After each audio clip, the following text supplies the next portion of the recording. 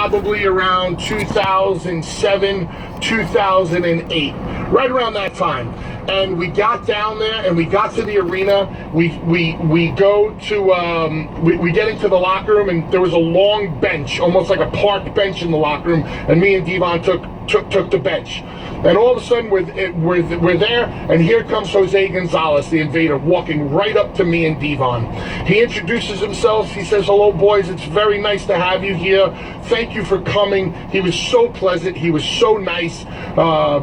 All the pleasantries in the world. He sits in between me and Devon, and within 5 minutes proceeds to tell us his version of the story that happened with Bruiser Brody. Now, Dave, I was in shock. I just met this man. We just exchanged pleasantries. We haven't been talking for more than 5 minutes, and he says to me, "You know, I know you guys have probably heard a lot of things about me, but let me give you my side of the story."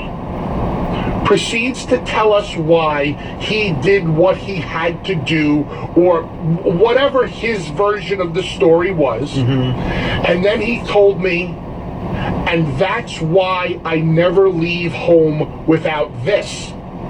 And he took my hand and he put it on the top of his thigh so I could feel the gun that he had in his pocket. Put my hand on his gun.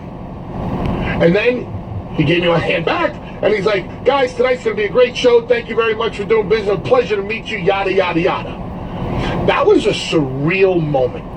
The guy that killed Brody put my hand on his gun, and I never understood why until years later.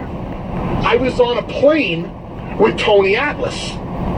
Tony Atlas is the guy responsible for getting me my first speaking gig in the pro wrestling business in 1992.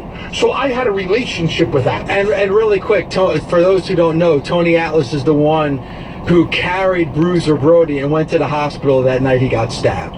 Correct. Brody and Atlas were very tight. I told Tony my story. And I said, "Tony, to this day, I always wondered why he did that." And the answer was quite simple. Tony told me that to this day, Jose Gonzalez was worried if anybody was going to come for retribution for the Brody death. Wow. He was wondering if any Americans were going to come back to get, retribution. Wow. How crazy is that? It's a crazy story, Bully. I mean, and as Jose Gonzalez is talking to me and Devon are sitting across from the shower that Brody got killed in. Jeez. We're in the same arena, the same locker room, and right over there, about 10 to 15 feet away, is the shower. That's surreal. I mean, you must have been white as a ghost. No, I wasn't afraid. I just to be, first of all, for that man to be that close to me, and for you to be that close to where that incident took place, in the same arena, in the same locker room, 10 feet away from the shower, I know for myself I would have been scared shitless. I wasn't scared. I was just shocked. I was shocked that the man wanted to tell his story to two strangers. But years later, I understood. Yeah. Because he doesn't know who these strangers are. He doesn't know if we had known Brody, if we had known Brody's family. Maybe we're friends with Brody's son. Maybe we have bad intentions. Listen, we've seen vendettas play out for years sometimes. And people finally getting it in the end. Who knows? So that's what he does to protect himself. How we got here, I don't know, but...